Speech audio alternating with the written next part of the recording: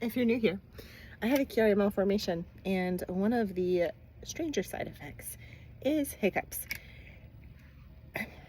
And with hiccups, sometimes episodes will last from like a few minutes to a few hours to I've had a few days, which is like torture. No one should be hiccuping for that long ever. I don't really have a good way to make it stop.